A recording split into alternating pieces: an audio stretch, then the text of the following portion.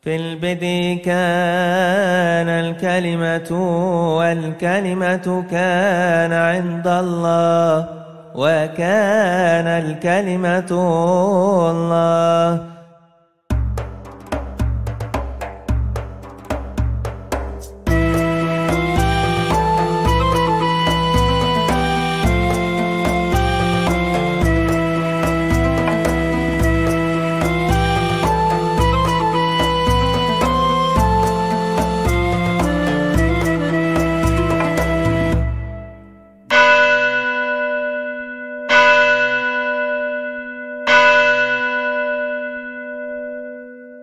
Kota Laodikia itu adalah kota yang termasuk dari 7 jemaat yang dikisahkan dalam kitab Wahyu. 7 jemaat yang dikisahkan dalam kitab Wahyu itu adalah merupakan hasil penginjilan dari Rasul Yohanes. Jadi Rasul Yohanes itu salah seorang dari murid Yesus dari antara yang 12 rasul yang pernah dibuang ke pulau Patmos pada masa pemerintahan Kaisar Trajanus yang memaksakan orang-orang Kristen untuk menyembah Kaisar dan menyebutnya Kaisar sebagai Tuhan dan Allah, Tuhan dan sembahan, Dominus et Deus. Itulah sebabnya maka Rasul Yohanes dalam penganiayaan itu meneguhkan jemaatnya agar di tengah-tengah situasi penganiayaan yang sangat-sangat berat itu jemaat bisa bertahan. Tapi di tengah-tengah situasi yang sulit itu justru Tuhan memberikan kesempatan kepada Rasul Yohanes sampai kemudian dia bisa merintis 7 jemaat yang tersebar di Asia Kecil, dan salah satunya adalah Laodikia yang kita baca saat ini. Kota Laodikia itu sekarang dikenal dengan kota yang terletak di Turki sekarang ya, Turki modern sekarang, namanya Provinsi Denizli. Di sana ada satu reruntuhan dan itu adalah bekas tempat yang dulu disebut Laodikia, namanya Eskihisar. Tempat itulah yang dikenal dengan Laodikia Purba. Nah, kota ini saudara-saudara terletak di lembah Sungai Likus. Nah, karena posisinya yang sangat strategis ya, terletak di sebuah lembah Sungai Likus dan berada di jalur antara Efesus.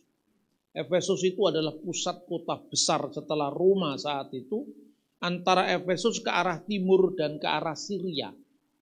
Nah, di sepanjang sungai yang namanya sungai di lembah Likus itu, ada jalur yang sangat strategis untuk bisnis. Nah, sungai itu namanya sungai Meander. Nah, karena posisinya sangat strategis tadi, maka kota Laodikia itu di antara 7 jemaat dalam kitab Wahyu itu kota yang dikenal paling kaya. Nah, kota yang kaya ini sebetulnya menghasilkan 3 ciri khas yang menjadi penanda bahwa kota Laodikia itu berbeda dengan kota-kota lain karena kekayaannya tadi. Maka disimbolkan kekayaan itu adalah emas dan perak. Kemudian kenapa dia menjadi kaya? Karena waktu itu dia memiliki produksi yang namanya celak mata. Nah, produksi celak mata itu produksi yang sangat terkenal di dunia kuno saat itu. Yang kedua, dia memiliki produksi wol dan kain linen yang terkenal. Yang dikenal dengan kain linen Laodikia atau juga terkenal dengan produksi wol Laodikia. 3 inilah yang menjadi ciri khas kekayaannya yang disimbolkan dengan emas dan perak, dan kemudian produksi wol dan linen, dan yang terakhir adalah produksi celak mata. Nah, itulah yang kemudian disindir oleh Kristus melalui penampakan yang diberikannya kepada rasulnya Jemaat itu masing-masing punya problem. Ada problem yang mereka ini meninggalkan kasih mula-mula. Ada problem di mana jemaat itu seperti Laodikia itu kaya raya, tidak kekurangan sesuatu apapun, dan karena kekayaannya itu merasa kaya dan tidak kekurangan apa-apa. Sampai-sampai dia lupa untuk memahami, untuk menyadari dari mana sumber kekayaan itu. Maka kemudian teguran Tuhan di sini sangat keras sekali, saudara-saudara. Kamu tidak panas dan tidak dingin, tetapi kamu hanya suam-suam kuku. Tuhan mengendaki engkau harusnya panas sekalian atau dingin sekalian. Tapi yang terjadi engkau itu suam-suam kuku. Karena itu aku akan memuntahkan engkau dari mulutku. Ini teguran yang sangat keras.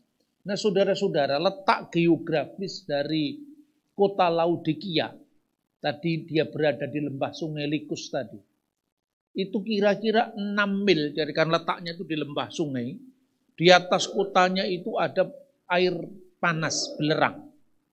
Itu kira-kira disalurkan lewat saluran-saluran air di bawah tanah itu sampai di lembah sungai Likus, di mana berdiri kota Laodikia itu. Sejauh 6 mil turun dari atas ke bawah, maka air panas itu sampai ke bawah karena sampai 6 mil itu menjadi suam-suam kuku. Jadi tidak panas dan tidak dingin. Tuhan menyindir itu seperti kotamu sendiri. Memperoleh air panas itu dari atas sampai ke lembahmu yang subur itu. Tapi tinggal karena begitu panjang salurannya, 6 mil tadi, maka tinggal suam-suam kuku. Seolah-olah Kristus menyindir, suasana kotamu seperti suasana imanmu.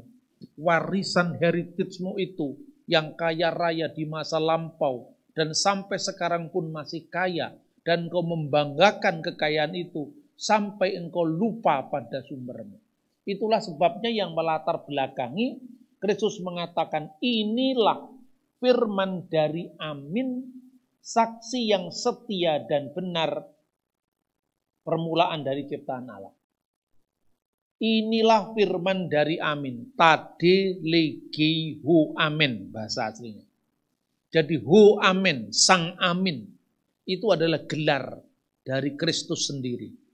Kemudian saksi yang setia dan benar. Sang Amin tadi kenapa Yesus disebut Sang Amin? Amin itu adalah gelarnya Allah sendiri dalam kitab Perjanjian Lama.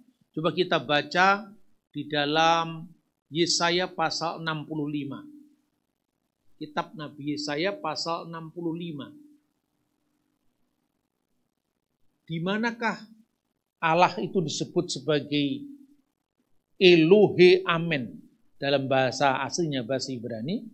Di sini dikatakan, sehingga orang yang hendak mendapatkan berkat di negeri akan memohon berkat demi Allah yang setia, dan orang yang hendak bersumpah di negeri akan bersumpah demi Allah yang setia, sebab kesesakan-kesesakan yang dahulu sudah terlupa dan sudah tersembunyi dari mataku. Nah, ungkapan Allah yang setia itu dalam bahasa Ibraninya Elohe Amin. Jadi Amin itu adalah gelar dari Allah sendiri. Maka dikatakan apabila hendak mendapatkan berkat, ya, hendaklah berkat itu berasal dari Allah yang setia.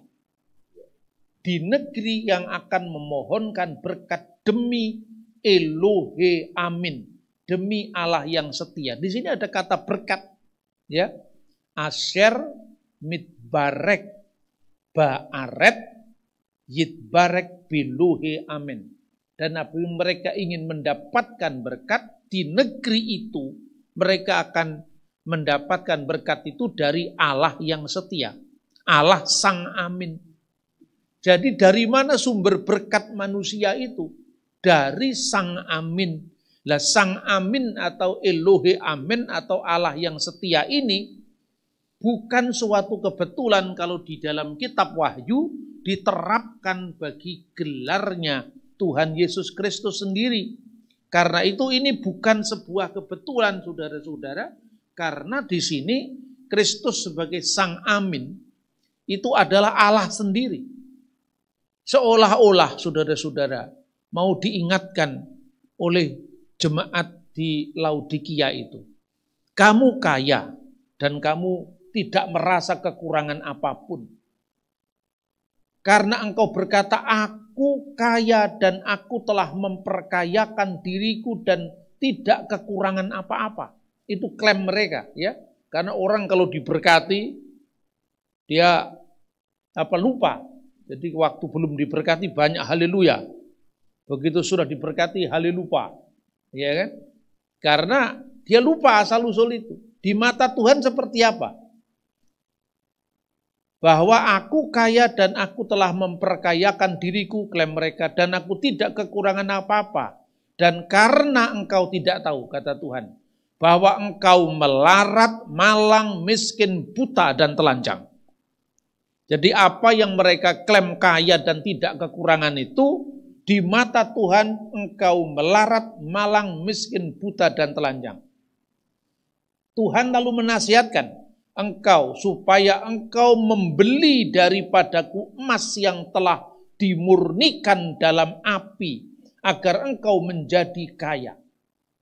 Maka bukan harta dunia, bukan emas perak dunia itu, tapi emas yang dimurnikan dalam api, yaitu imanmu yang harus diuji.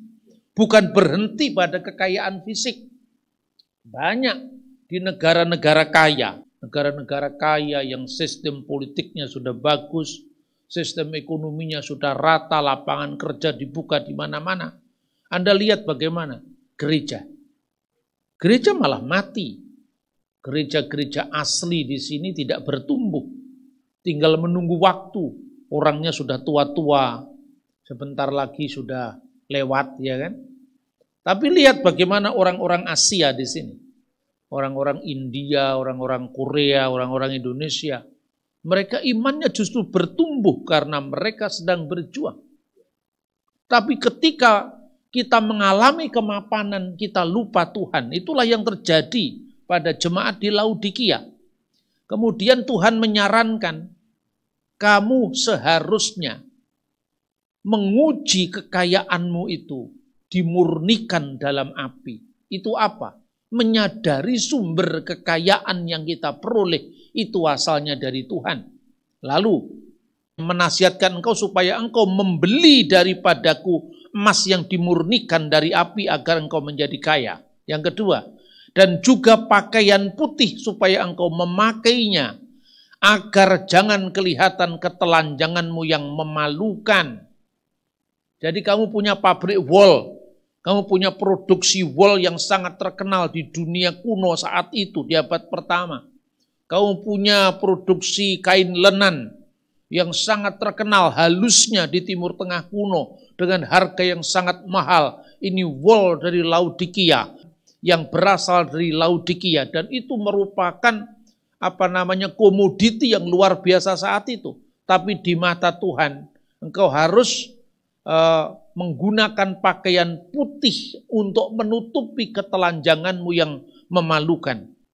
Dan lagi minyak untuk melumas matamu supaya engkau menjadi melihat. Itu menyindir apa? Pabrik celak mata tadi. Apakah itu yang kamu tonjolkan? Maka Tuhan akan memberikan melumas matamu supaya engkau dapat melihat bahwa sumber berkatmu itu asalnya bukan hanya dari kerja kerasmu, tetapi dari Tuhan yang memberikan engkau sehat, yang memberikan engkau kekuatan, yang memberikan engkau kesempatan untuk engkau merealisasikan keinginan-keinginanmu. Nah, tiga ini sesuatu hal yang sangat ditonjolkan, kekayaan karena memiliki banyak fasilitas, ya, pabrik linen, wol, dan kemudian pelumas mata. Tapi di mata Tuhan jangan bangga dengan semua itu. Tapi hendaklah engkau menyadari sumber berkatmu. Sehingga bukan emas perak harta dunia, tapi emas yang dimurnikan dengan api. Yaitu apa? Iman yang teguh, iman yang kuat. Kemudian Tuhan memberikan engkau pelumas matamu supaya engkau melihat dengan mata batinmu, mata imanmu, bahwa di balik semua suksesmu secara duniawi ini, ada Tuhan yang sedang berperan dalam kesuksesan itu. Dan yang ketiga, Tuhan memberikan engkau kain putih, artinya apa? Kepolosan, ketulusan. Itulah yang mula-mula engkau diberkati, dan sekarang di mana itu? Nah, ini luar biasa, saudara-saudara. Kemudian Tuhan menyatakan kasih-Nya. Siapa yang kukasihi, kutegur dan kuhajar. Bukan hanya ditegur tapi dihajar. Dan saudara tahu bagaimana akhirnya 7 jemaat itu. Punah semuanya. Itu tegurannya nggak dihiraukan. Anda lihat kemudian Turki sekarang. Ini dulu adalah istilahnya apa ya? Pusatnya Asia, Turki itu makanya disebut Asia kecil. Sebelum Injil menyebar ke Asia jauh, Asia Tenggara, Asia yang lain, Turki itu menjadi pusat kekristenan setelah Yerusalem. Jadi kita tahu jemaat pertama itu kan di Yerusalem. Jemaat yang kedua di mana? Di Antioquia. Dan Antioquia itu adalah pangkalan pertama misi Injil ke arah barat dan ke arah timur dan selatan. Itulah yang namanya Antioquia. Yang kemarin itu baru ada gempa itu. Tahun lalu atau beberapa bulan lalu ya. Antioquia. Nah dari Antioquia itu kemudian menyebar misi sampai seperti yang dikerjakan Rasul Yohanes itu. Di 7 jemaat itu. Terus kemudian ke Korintus, sampai ke Roma. Nah itulah kira-kira jemaat kuno. Nah saudara-saudara, kemudian Tuhan selalu mengingatkan supaya mereka bertobat. Bertobat dari klaim kekayaan itu. Bertobat dari seolah-olah dia tidak butuh Tuhan. Sebab kalau orang sukses, ya lupa lagi. Ya mungkin dulu dia rajin ke gereja karena doanya belum dijawab. Tapi begitu doanya sudah dijawab, ya alasannya ada saja. Ya, nah itu yang terjadi dari hal yang kecil seperti itu akan muncul. Dan kita tidak main-main ini. Bukannya belajar dari orang per orang, tapi belajar dari pusat gereja yang dulu menjadi pusat peradaban. Hancur berkeping-keping. Ini yang seharusnya kita pelajari dari 7 jemaat itu kenapa punah. Nah, masa kita mesti mengulang lagi sejarah hilangnya 7 jemaat itu dengan suam-suam kukunya gereja di Eropa, gereja di negara-negara barat. Ya, kalau Tuhan abad ini mengizinkan Asia menjadi pusat dari Injil, maka Anda adalah bagian dari bagaimana mengembangkan Injil dari Asia sampai ke ujung bumi. Karena peran ini rupanya sedang bergeser. Banyak gereja-gereja yang sekedar jadi peninggalan budaya menjadi sebuah heritage yang harganya secara finansial mahal, tapi sekarang banyak jatuh ke tangan masjid karena mereka lebih militan daripada orang Kristen yang ternyata suam-suam kuku. Maka Tuhan mengatakan, engkau panas sekalian, engkau dingin sekalian, jangan suam-suam kuku. Kalau kamu suam-suam kuku akan dimuntahkan dari mulutnya. Itu teguran yang luar biasa keras. Bukan sekedar ditegur tapi dihajar. Tapi apa berkat yang dijanjikan? Lihat aku berdiri di muka pintu dan mengetuk. Tuhan selalu memberikan kesempatan. Dia berdiri di depan pintu kita ketika ya gerejanya, ketika umatnya justru sudah melupakan dia karena sudah merasa cukup, sudah merasa kaya. Di mana Tuhan menangisi klaim kekayaanmu itu. Karena di matanya engkau melarat, miskin, buta, dan telanjang. Jikalau ada orang yang mendengar suaraku dan membukakan pintu, aku akan masuk. Kita harus mendengar suara Tuhan yang selalu mengetuk.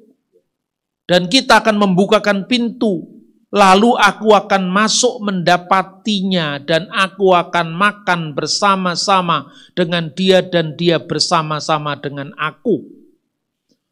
Jamuan makan itu di wilayah peradaban kuno itu adalah sebagai simbol bahwa kita ini keluarga besar. Agak mirip sama orang Batak, tapi enggak mirip-mirip beneran. Orang Batak itu beda dengan orang Jawa. Kalau Anda dijamu makan di orang Batak, kalau makanmu tidak sampai bersuara itu kurang semangat makannya. Tapi kalau orang Jawa, makannya harus pelan-pelan, sampai bunyi kecap mulutnya tidak terdengar. Kalau setelah makan sendoknya harus ditaruh tapi tidak boleh terbuka terus, tapi sendoknya harus tengkurap begini, artinya sudah cukup. Sebab kalau sendoknya masih terbuka, itu serakah. Masih mau makan terus, itu loh kira-kira.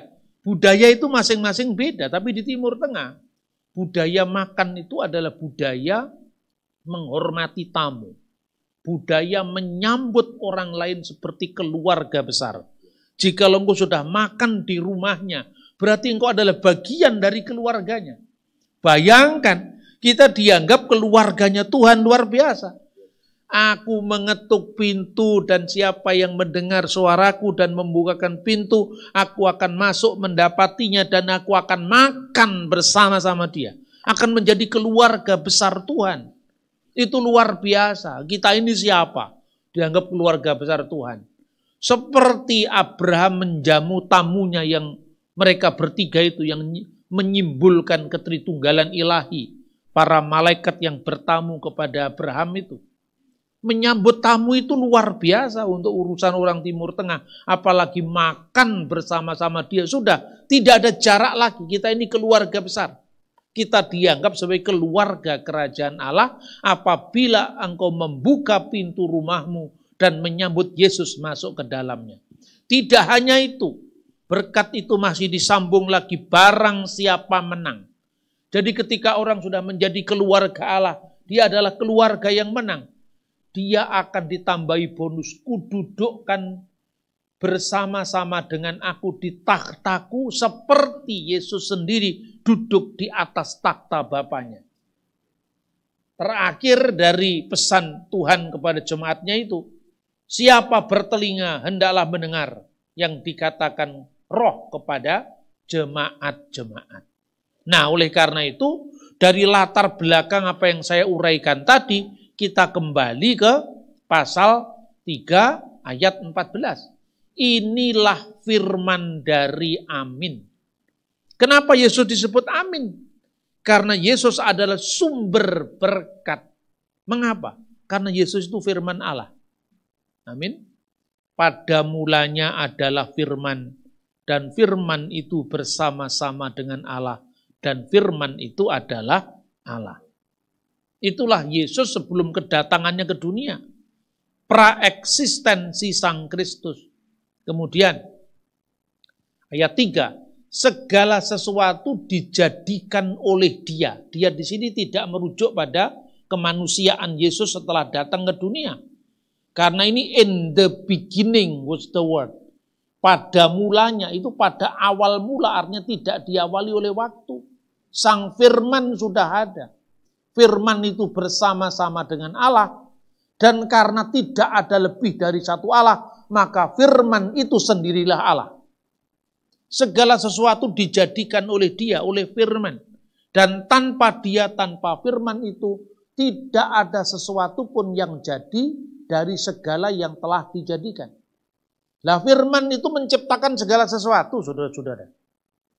Dari tidak ada menjadi ada. Berfirmanlah Allah, jadilah terang. Terang dulunya kan tidak ada. Maka terang itu pun jadi, terang menjadi ada. Dari tidak ada menjadi ada. Dalam konteks implikasinya pada jemaat itu. Dari engkau tidak punya apa-apa, menjadi punya apa-apa. Dari engkau tidak memiliki sesuatu apapun yang bisa dibanggakan, sekarang kamu bangga mengatakan aku kaya dan aku tidak kekurangan apa-apa. Itu dari mana? Dari Allah.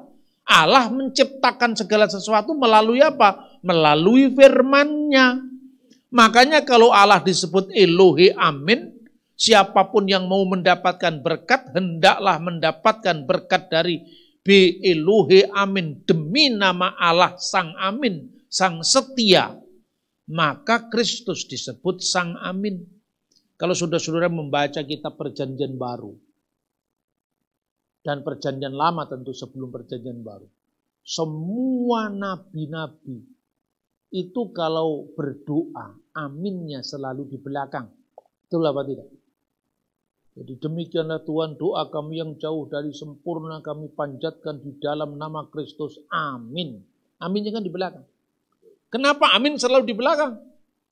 Karena kita bukan pemilik kepastian. Kita hanya memohonkan kepastian. Siapa yang memiliki kepastian? Ya Sang Amin sendiri. Tapi kalau Yesus, nabi apapun, sebesar apapun, Daud berdoa di Mazmur, aminnya di belakang. Karena Daud bukan penjawab doa.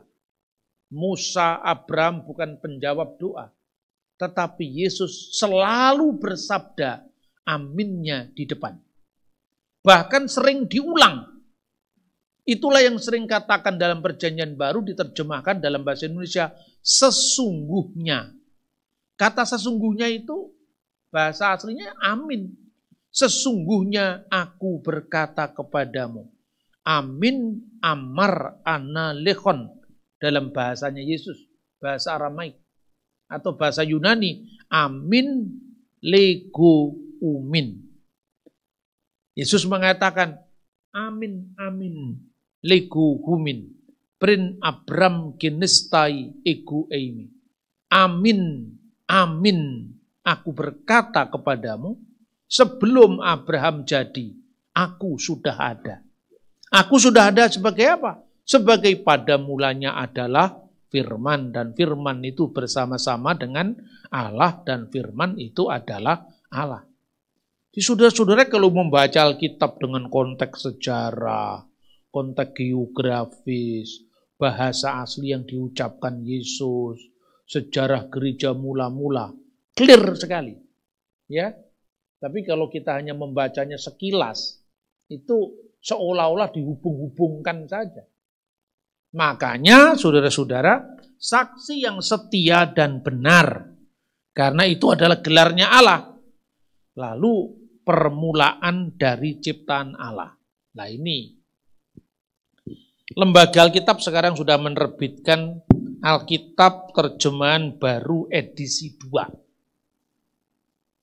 Nah, kenapa Alkitab direvisi? Yang direvisi bukan teks aslinya. Ini banyak orang salah paham dan berpaham salah. Alkitab setiap tahun direvisi. Masa firman Tuhan direvisi? Yang direvisi terjemahannya, Dul. Bukan aslinya. Aslinya tidak pernah direvisi. Wong teksnya itu mulai dari abad pertama akhir sampai sekarang masih ada kok. Yesuslah Sang Amin. Sang firman, karena dari firman Allah itu diciptakan yang tidak ada menjadi ada. Makanya kemudian oleh Lembaga Alkitab, kata permulaan dari ciptaan Allah itu ngambang maknanya. Karena bahasa aslinya itu adalah Tadei legi ho amin. Inilah firman dari Sang Amin. Kemudian dilanjutkan saksi yang setia dan benar. Lalu arkes ketisios tuteu. Arkes ketisios tuteu. Arkes itu artinya mula-mula. Tapi mula-mula itu artinya bukan sekedar permulaan dalam urutan waktu. Tapi bisa bermakna permulaan dalam urutan kehormatan. Kalau dalam terjemahan King James, the beginning of the creation of God. Maka dalam terjemahan lain, the ruler of the creation of God. Dia adalah pimpinan dari segala yang diciptakan Allah. Dia tokoh, dia ketua, dia adalah kepala dari segala ciptaan Allah. Maka kata arkes itu artinya juga bisa berarti yang mula-mula dalam urutan kehormatan. Contohnya, art angelos, arke angelos. Bukan malaikat mula-mula, bukan. Tapi malaikat penghulu, artinya ketua para malaikat. Mikael misalnya. ketua dari para malaikat, malaikat penghulu, bukan malaikat mula-mula. Tapi juga bisa berarti permulaan urutan kehormatan, juga bisa berarti permulaan urutan waktu, arkeologi. Arkeologi itu apa? Ilmu tentang purbakala, ilmu tentang zaman mula-mula, arkeologi. Tapi pemimpin gereja-gereja kuno, gereja ortodok itu yang tertinggi namanya patriark. Pater, bapak, arki, artinya permulaan, bukan bapak mula-mula, ya toh? Tapi bapak yang mula-mula dihormati, yang menerima urutan kehormatan pertama, itu artinya. Contohnya, pemimpin sidang dalam sebuah gereja kuno mau memilih pemimpin. Kalau di gereja ortodok dipilihnya dengan membuang undi. Kayak kisah para rasul itu. Tidak voting kayak gereja Protestan kemudian bertengkar dalam sidang pukul meja, bukan itu. Kalau di gereja kuno diundi, nama-namanya muncul di situ, itu muncul dari dewan para episkop dan muncul di situ anak yang paling kecil yang tidak punya pamrih apa-apa itu, makanya anak ini yang simbol. Biarlah anak-anak itu datang kepadaku karena dia akan membeli kerajaan Allah. Di kopiok begitu suruh ngambil. Setelah diambil namanya ini muncul lah. Yang milih para dewan episkop tadi ada yang usianya 60 tahun, ada yang usianya 70 tahun, ada yang usianya 55 tahun lah. Yang terpilih usianya 45 tahun. Tapi yang disebut patriark bukan yang umur 70 tahun. Yang disebut patriark bukan umur 60 tahun, tapi umur 45 tadi. Lah ini bukan urutan waktu, tapi urutan kehormatan. Makanya disebut the ruler of the creation of God dalam terjemahan NIV. Tapi kalau diterjemahkan beginning juga tidak salah. Diterjemahkan permulaan juga tidak salah. Tapi bukan permulaan urutan waktu seperti tafsir saksi Yehova. Gitu loh. Kalau saksi Yehova kan ini buktinya permulaan dari ciptaan Allah. Berarti Yesus itu ciptaan mula-mula. Lah kita ciptaan kemudian. Pangkatnya sama, hanya dia lebih senior katanya gitu. Itu saksi Yehova itu. Tafsiran Arius itu. Tapi kalau Alkitab kita baca dengan benar konteksnya tadi. Maka di sini lembaga Alkitab menemukan kata yang lebih pas untuk Iseos tuteu, yaitu sumber segala ciptaan Allah. Ini Alkitab terjemahan terbaru ini pas. Sumber, kenapa diterjemahkan sumber segala ciptaan Allah? Sumber dari semua ciptaan Allah. Karena apa? Karena firman itu kan sumbernya. Jadilah terang, maka terang itu jadi. Jangankan hanya kekayaan emas perak kita, aset kita, properti kita. Langit dan bumi itu sumbernya dari firman Allah. Emas perakmu yang kamu banggakan, hai orang Laodikia. Pabrik wol dan linenmu yang kamu banggakan, hai orang Laodikia. Atau pabrik celak matamu yang terkenal itu tidak ada apa-apanya. Oleh firman Tuhan langit dijadikan, ini langit planet semua dijadikan firman Tuhan. Ya kan? Dan oleh nafas dari mulutnya yaitu Roh Kudusnya, segala bala tentara langit dan bumi itu dari tidak ada menjadi ada. Apalagi hanya kekayaan kita, dunia seisinya keberadaan ini asalnya dari Ho Amen, dari Sang Amin. Saksi yang setia dan benar, sumber dari ciptaan Allah. Karena semua ciptaan itu asalnya dari jadilah maka jadi. Itu karena Sang Firman. Itulah Yesus Kristus yang kita imani. Amin. Aminnya selalu di belakang. Karena kita mohon kepada Tuhan. Tapi kalau Yesus, amin, amin, aku berkata kepadamu. Kalau di gereja Koptik, di gereja Mesir sana, itu bacanya dengan nada mutlak. Ya. Itu dikatakan al-haqqo, al-haqqo, sungguh, sungguh, dengan tekanan yang sangat kuat. Al-haqqo aqulul lakum qabla ayyulada Ibrahim annaka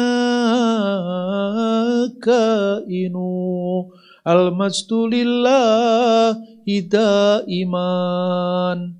Sesungguhnya aku berkata kepadamu, sebelum Abraham jadi aku sudah ada. Yesus sebagai Sang Firman sudah ada sebelum Abraham. Yesus sebagai Sang Firman sudah ada sebelum langit, bumi, laut, dan seisinya ini ada. Karena segala sesuatu diciptakan oleh firman Allah.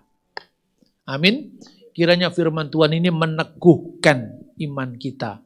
Barang siapa bertelinga, hendaklah mendengarkan apa yang dikatakan Roh kepada jemaat-jemaat. Tuhan memberkati kita. Amin.